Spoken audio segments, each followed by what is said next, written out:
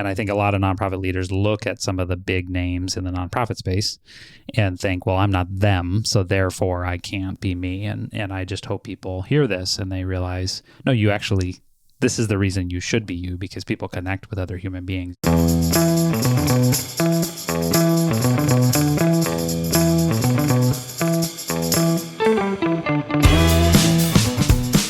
What are the secrets that drive the businesses you love or nonprofits you admire?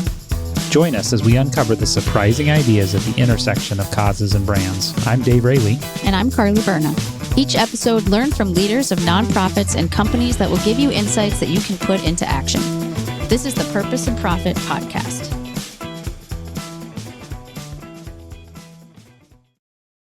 Is your organization facing a leadership transition? Faith Search Partners specializes in faith-based executive search with a 98% success rate. Visit faithsearchpartners.com. Welcome to the show today. Our guest is Dana Snyder. Dana is the host of Missions to Movements, a podcast, and the creator of the Monthly Giving Mastermind. Her mission is to equip nonprofits with the knowledge of how to use social media ads to attract potential supporters to their cause and create sustainable giving models by building monthly giving programs for everyone to become a philanthropist. And she is the author of the upcoming book, Monthly Giving Mastermind, How to Build, Grow, and Sustain Subscriptions for Good. Welcome to the show, Dana. Thank you. This show is such the perfect intersection of all the things that I love. So I'm very excited to chat with you. Yes, and you and I have geeked out offline on a couple of these things. In fact, one of the things that I really got excited about was, when we look back at your career prior to Positive Equation, your company, and the work that you've been doing in the podcast and with the book, you served as senior digital strategist at an agency in New York City. You worked with clients like The Honest Company, Sports Illustrated, Delta Airlines, and we're going to talk about it today, you worked on this little television show as a digital producer called American Idol. I did. I actually also worked on Empire for anybody who also watched that show. We didn't even get to cover that, but I worked on a couple of TV shows in my time. I love it. And so you've literally lived the life, your professional career has been purpose and profit. And it's so interesting as we've done this show, there's really it's not a distinct line. Nonprofits do exist to create revenue to accomplish the mission that they are called to. And we're going to get to that towards the end of our time.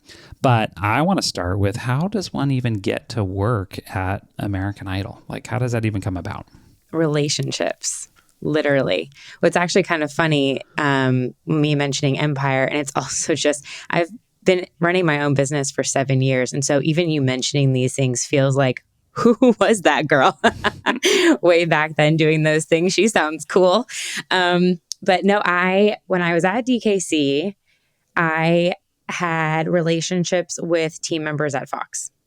And Empire at the time was a very hit show for Fox. And Taraji P. Henson was about to do their first ever Facebook Live. And their team in LA, I don't know why, but they weren't able to make it out to Chicago. And so they enlisted me through DKC to go out there and produce Taraji P. Henson's first ever Facebook Live to promote the next season of the show, aka Petrified. It was in partnership with Facebook. Obviously, they weren't known as Meta at the time, so Facebook team was there. It was like a big deal, and I was literally the one behind the camera asking Taraji the questions for the live. I was also a huge fan of the show, so it ended up going great. So fast forward, when I decided to start my business, I moved to Los Angeles. I hosted a launch party. And of course, I invited my friends at Fox. And so the gentleman's name was Mark. And at the time, obviously, Positive Equation's all about working for nonprofits. There was never any. At the time, also, I was purpose-driven too. So it wasn't just straight nonprofits at the time, which is much more now what I do. But so it was kind of open to any organizations that were doing positive storytelling. And so, I don't know, it was like 6 months into LA maybe. Mm-hmm. And he was like, I really think you should meet this girl, Carly. She's a producer on American Idol. And I just think you guys would hit it off as friends. And so Carly asked me, will you come grab coffee? I'm working at Fremantle, the production company that owns American Idol, and let's just chit chat. So we just connected, we vibed, we hit it off. We would like go to yoga. And then fast forward, she ended up wanting to not be a digital producer anymore, but a producer. And she went on to, she's incredible. She did the production of Friends, if you remember the Friends reunion that aired. And long story short, when she decided to do that transfer, she was like, do you want to take my spot as a digital producer on Idol? I'll put in a word for you. And that was it. Wow. So many. Well, and there's such an, and you and I haven't known each other long, but one of the things I've appreciated about you is you are just open-handed. You're like, hey, let's have a conversation. Let's go. Let's try something. Let's do that. And how many of our stories have those, those connections of like, I mean, it was seemingly out of nowhere, but it's just because you were open to those. Totally. It was one of those things where I was really burnt out. I was like a year and a half into running my business at the time. And I launched it as an agency, couldn't hire fast enough. I was drowning in work and I was like, this is not what I want to be doing. And I had a literal burnout moment. And Carly's offer happened right at the moment that I needed it to, where I was like, I just need a breath.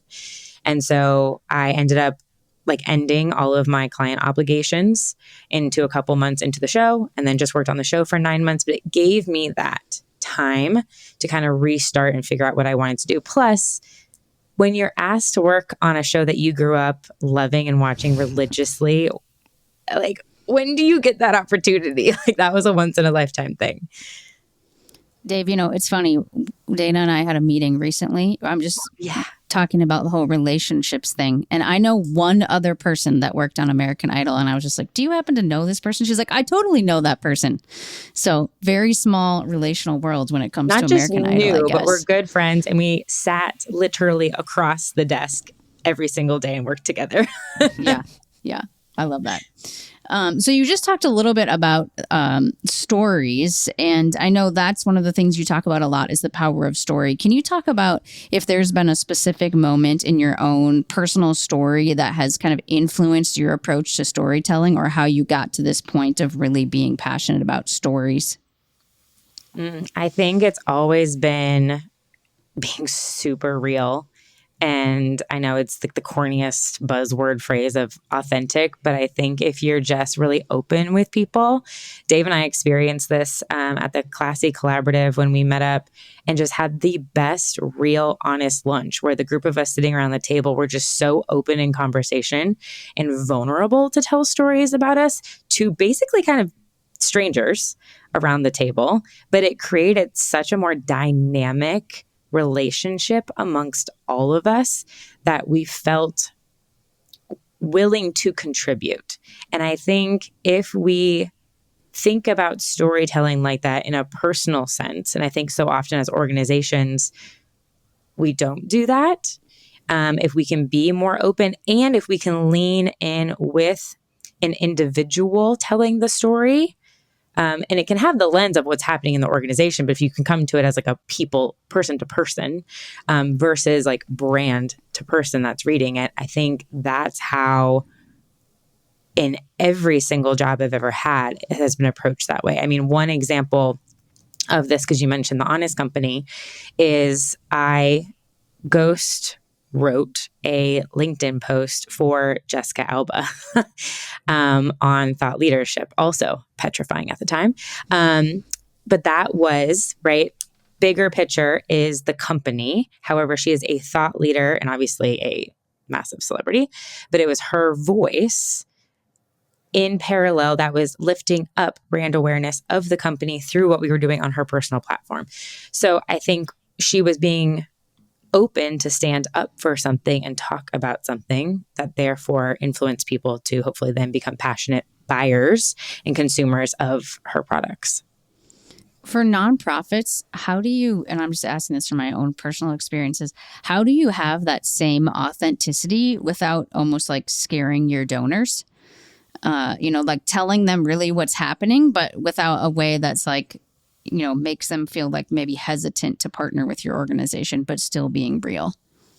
Well, I think there's the realness about what's going on and the challenges you're going through, but always having that end light of hope, of what's possible, of what are the good things that are happening. I don't think we tell those stories enough, about the updates even if they're small, especially when it comes to, obviously, I'm a big supporter of recurring giving programs.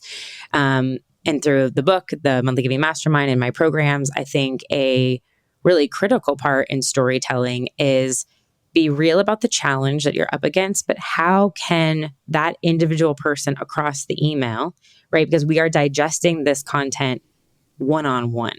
And I think we forget that sometimes. I used to always say in digital marketing, when we would go to do a live and we're on the phone, so often it's like, hey guys, or hey y'all, and it's an individual is watching that, usually by themselves. So to catch yourself on those plural senses. So in those emails, in that communication, present the challenge, present the opportunity, present the hope, and continue with the updates. The other thing that we talked about, Dana, when we were together that I thought was interesting in terms of the lessons that a nonprofit leader can learn from American Idol, right? So one of the things I think, and I think back to the first season, we had an interview with a guy named Mel McGowan, and he talked about, he's a former Disney Imagineer, and he talked about how Walt Disney himself was not a articulate, like super, persuasive human being, believe it or not. He was deathly afraid of speaking in public, and I think a lot of nonprofit leaders feel like, I'm the voice of our organization. Like, how do I get to be a perfect speaker and a perfect communicator? But one of the things that I think I've appreciated about you, and I know you've talked about in some of your speaking engagements, is this idea of authenticity, of people want to connect with a person, not with a brand. So can you just talk about that a little bit? Because I think that would be helpful to nonprofit leaders in the context of, do I need to be the perfect generic version of what my cause is about, or can I really be me? Yes. So I love that you bring this up, because that's one of the keynotes that I do, is your story is worthy too, and how we can all be speakers and go out. And actually, it's one of the best ways, I think, to raise awareness for and credibility of your cause. It doesn't have to necessarily be the founder or the ED, but I think it's important for you to do some of that, whether the channel is, if you're more comfortable on a podcast, so it's audio only like this, whether you're on a stage or maybe you're in a small environment. On American Idol, when you think about it, the contestants on the show are your everyday people, usually from very small towns. They are not media trained, right? And through the process, a team works with them on investing in them and building their social presence, how to conduct media interviews, because they're just thrown into red carpets, right? And all these media having to discuss with them. And as some of them as 14, 15, like very young, these are not adults, some of them, are coached. And so I think if you are willing to be coached to learn how to do these things, and you understand the importance of having a face associated with your brand, it's totally possible. The other thing is, if not you, then who? Who is a standout ambassador that can speak for your organization? And maybe you tee them up and you work on a pairing where both of you are presenting on stage. You do the tee up for one part and then somebody else takes it over. There's a lot of different creative ways that you can balance that out. If public speaking isn't your jam, but maybe a channel like this on a show is. Yeah. Well, and I think about just being authentically who you are. I mean, the whole point of American Idol, not the whole point, but a large part of the point is to endear you to these common everyday people. And the only way you do that is if these common everyday people are willing to be vulnerable and who they are, and not just a voice. If you think about it, before you get to live shows on American Idol, if you can think back to any time you've watched the show, anytime they're doing the pre-recorded, going up to the judges in the audition phase, there's a lot of cuts to family stories because we know how far someone's gotten. So they're going to invest more in the stories of the people that are going to be going a little bit further. So they put together all of those assets in advance, because that is the purpose, right? Showing the authentic, real home story of this individual. And that's what makes America fall in love with them. Yeah. And I think and I hope you, if you're a nonprofit leader listening to this is not about having the celebrity story. This is not about having the perfect speech capability. This is about being authentically you and connecting authentically within your cause. And I think a lot of nonprofit leaders look at some of the big names in the nonprofit space and think, well, I'm not them, so therefore I can't. I'm not a good representative, or I can't be me. And I just hope people hear this and they realize, no, you actually, this is the reason you should be you, because people connect with other human beings. You don't have to have the most dramatic or whatever story. And I think people want so desperately to hear from people that are their peers and just along the side of what they're doing. So the Monthly Giving Summit was at the beginning of September. And as a part of that, I launched the Sustainers Slack channel.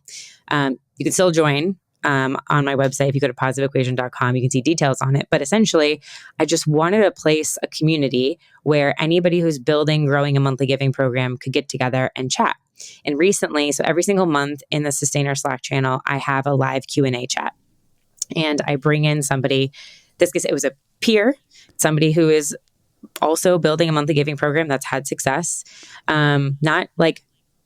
Not charity water level, but like 4,000 monthly donors. So like very successful with a high retention rate. And this Q&A chat was on fire.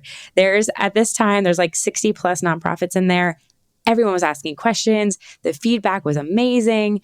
And people just want to hear from their peers. I think sometimes when you do see the big names in the space, those can feel very unattainable. So I think you should, listener, you have such an amazing gift and opportunity to share your story, no matter what stage you're at.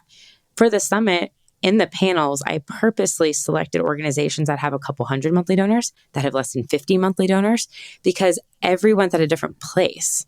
So, and then of course, we have the larger ones too, but it's like you want everyone to be able to learn from where they're at to take that one next step. That's great.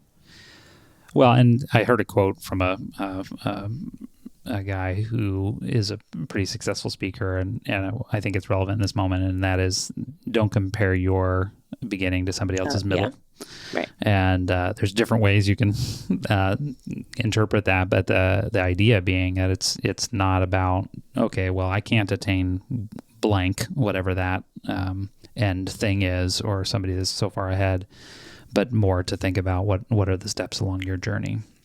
Totally. So let me ask you another question. One of the other things, so one lesson I think we can take from American Idol is that idea of just being you and being authentically you, and people actually being attracted to that, not just being a generic sort of representative of the cause.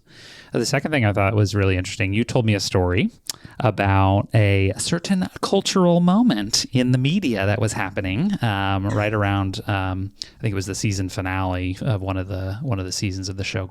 Why don't you tell the story? Because I think there's some interesting lessons in what nonprofit leaders can do with that. Yeah. So on the season that I was working on American Idol was also the season finale of a little show called Game of Thrones. Anybody is also watching House of Dragon. I'm a big fan. And so towards the end, like literally our season finale was the night of their season finale. So you can guess probably which show was going to get higher boost of viewership. But so there were, at the time, this is, years ago now, right? But everyone was playing into winter is coming. At the time, PGA Tour had this, I remember it was a tweet, and they changed the golf course from green into white with like white walkers, and everyone, like all brands were just kind of like pouring into this cultural moment that was happening. And so our digital team also wanted to do that. And I had built relationships with the talent being Katy Perry, Luke Bryan, Lionel Richie, Bobby Bones, and Ryan Seacrest throughout the 9 months of working on the show. That was my job as digital producer. I was working with the talent, and then there was another digital producer working with the contestants. Okay. And my role was to help the talent create content that would promote the show. And so throughout the show, we had all been chatting at different times about the season of Game of Thrones. And so our digital team came up with the winner is coming. And we had a brilliant graphic designer who, and this is where like showbiz, man, we had a black curtain. There was a black like fold out chair, like super simple, that the talent had to sit in. And all I told them was, our graphic designer is going to design a throne of microphones. Okay, so everybody knows the Game of Thrones with all the swords. So very much looked exactly like that, except instead of swords, it was microphones, but it was very like regal. And so they're sitting in that like fold out black chair. And I was like, look angry or look like in power, and like coach them through knowing what was going to be designed around them. And they turned out phenomenal, like insane. And so we ended up posting them. Katy Perry went first and then everybody else posted, and winner is coming ended up trending. And at the end of that show on the red carpet, what did E! News ask about? They asked about the winner is coming post and showed them on air. And that's what got the buzz of the attention, because they were also playing into this big cultural moment. So it was really cool to work on. And it's also playing into what is the media, what are people already talking about that you can tap into and take a unique stance on for your brand. Yeah. So that's really interesting to me because working in the nonprofit space for 10 years, a lot of times we would want to do something like that that's more brand focused or storytelling focused.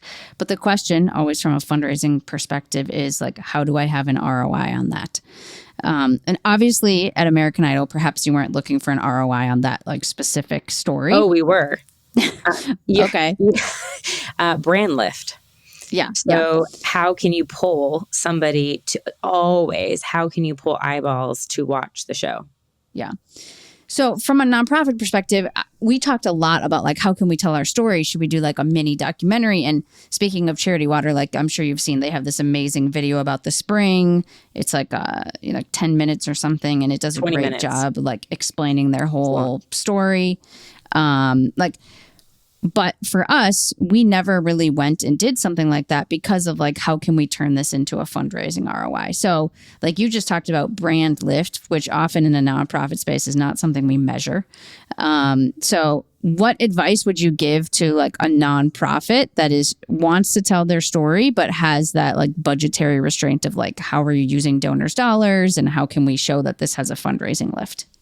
So just to circle back on what you said, because I think it's really interesting. So Brady was just on the Monthly Giving Summit panel talking tech stack. And he mentioned with the spring. This is Brady from Charity Water. Charity Water, sorry. Yes. Listeners, okay. Yes. And he was talking specifically about the growth of the spring slowing down. And that's because they don't have, what you would think is crazy in our space, they don't have a lot of brand recognition right now with consumers. And so they're working really hard on brand lift so that when the ask is made, people will say yes. So that awareness bucket is really, really, really important, because when somebody is thinking about giving, recurring, giving one time, if they don't know you, haven't heard of you, you're up against a way bigger factor of having to educate somebody versus if you're just like, I think St. Jude is pretty much a well-known organization for everyone, but they've also done a very strategic job at running TV ads for a very long time, social ads for a very long time. Targetly, they have set up a base to do that. If you don't have a big budget, look, I don't either. But I'm a small business owner and I hear people tell me, I see you everywhere. And it's because I have personally, and if you're a small nonprofit, you can copy and paste, just having an omni-channel marketing message that is streamlined and strategic to each platform. Meaning I am not copy and pasting everything I do on Instagram and putting it on Facebook. In fact, I don't even publish on Facebook. I have honed down my primary channels and I distinctively post different content on those channels and make it of value every single time, or I try to. So if I was you, I would say pick those primary two.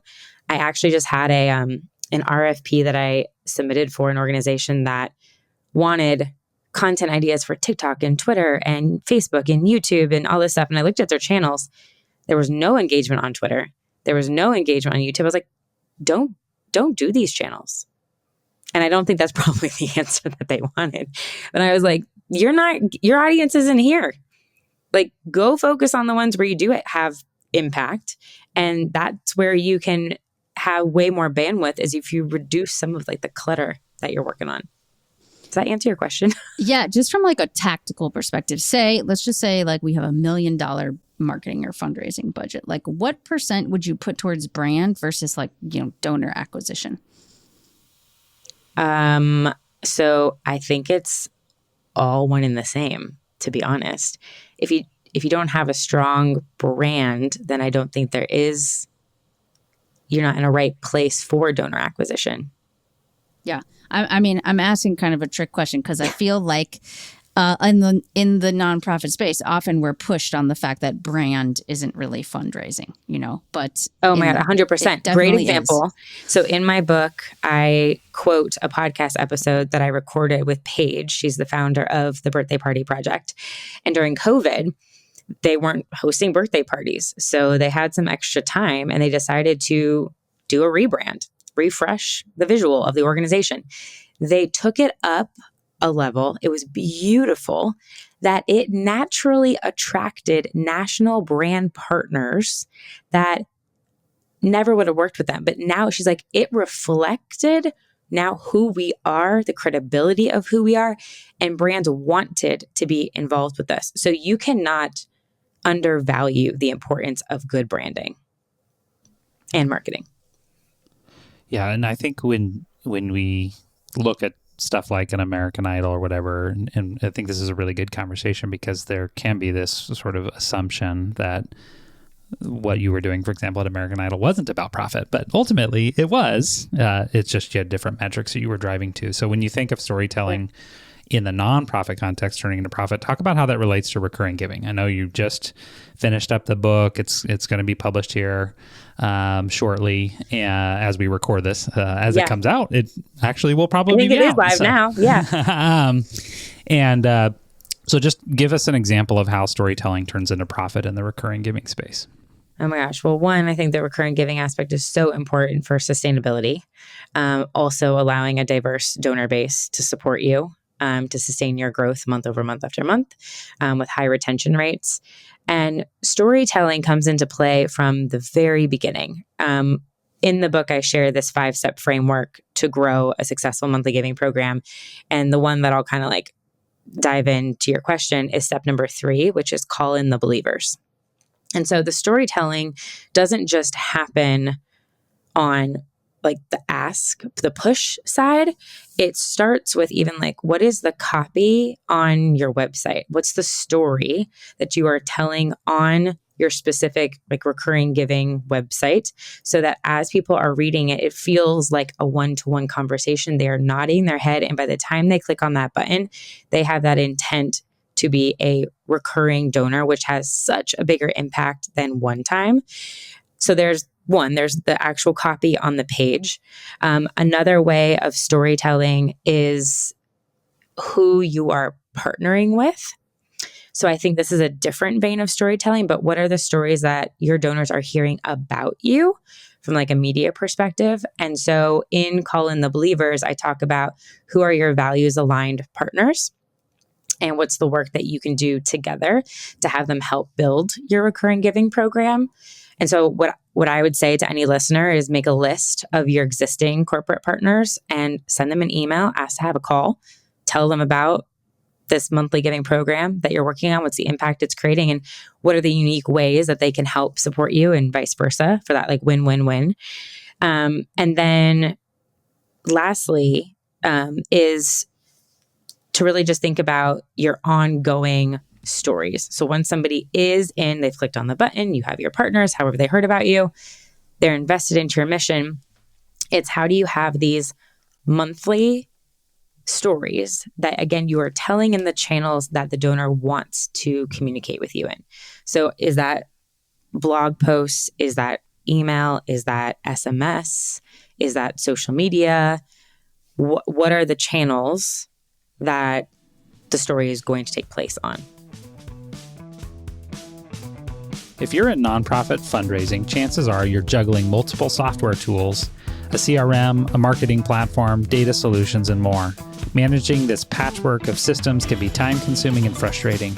Enter Virtuous, the complete enterprise-grade platform that unifies your CRM, marketing, fundraising automation, and analytics.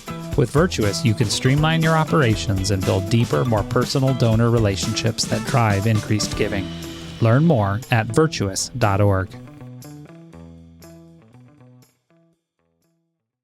Okay, so one more question, but I just want to because I think there's a lot you've said here in this episode, and just is at the highest level, some takeaways that I'm taking away personally, just from both your time at American Idol and Empire, as well as your time working with nonprofits, is be authentically you. You know, you don't have to be a celebrity, and people want to connect with real people.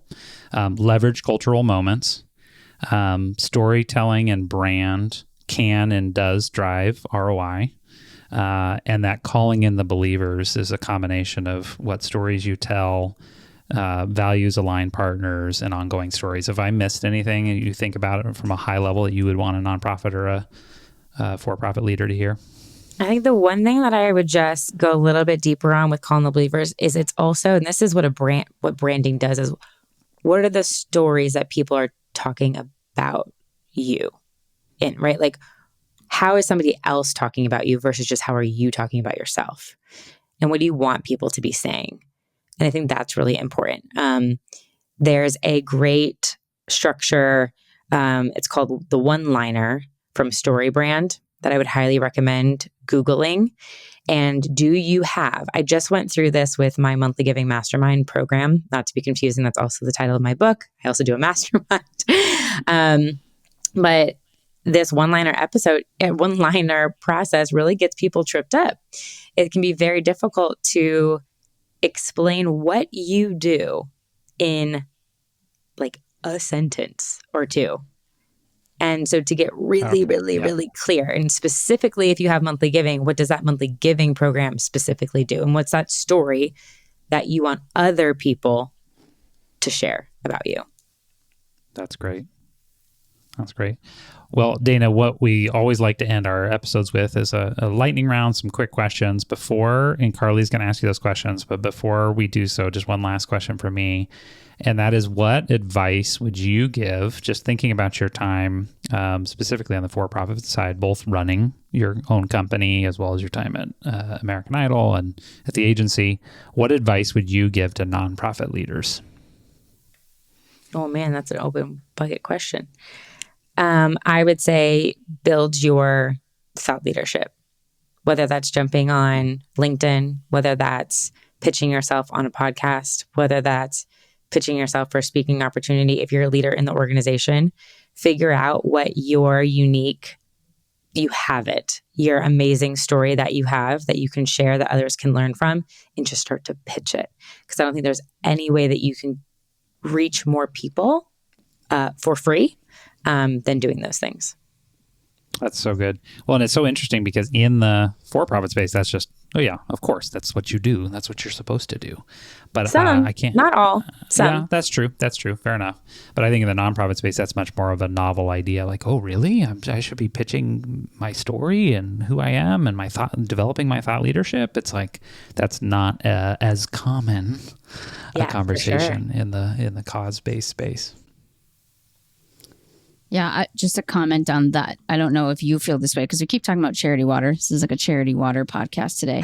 But I love there's the CEO's book called Thirst, which you've probably read. But it's a great book about his story and like how they created charity water. And I don't know if that's added to their brand or whatever, but it's made me more passionate about charity water, just understanding his background. So that's a great example of like how to tell that story about your organization, whether it's your specific story of how you got there or, your story of how you connected to that cause. Well, and fun fact on that. So in the book, I interview Cubby Graham and at Charity Water about the spring video. Mm-hmm. And he says originally, the video had this very National Geographic 10-second intro, slow-moving water, visuals, and the soothing sounds. And it did not convert. And so they cut, after it ran for a while, they cut that out. And then they had it just start immediately with Scott's opening up. Hi, I'm Scott Harrison. This is my wife and my daughter and a baby on the way, or however, I think that's what it is. I've watched it so many times. So it's interesting, right? It does cut right with the opening of him, because we also, The Refuge does an amazing job. Their founder opened in a very similar way. Yeah.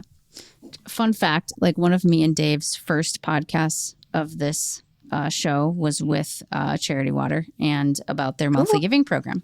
That was like 3 years ago now. So anyone listening, go scroll down the podcast feed and check that out. Yeah. Okay, so let's move to the lightning round. So these are just like quick questions about yourself. I'm super interested in them because it feels like you're really connected to current cultural events. So I'm interested in your answers. But let's start with the first one, which is, what did you want to be when you grew up? I wanted to be a sideline NFL sports reporter. Me too, man. You know, I watch NFL sometimes and I'm like, I could be doing better than these people. I know so much about the Green Bay Packers. I could give you a lot of background history. Yep. Okay. Favorite podcast? Okay. So from a non-business perspective, I love Smartless.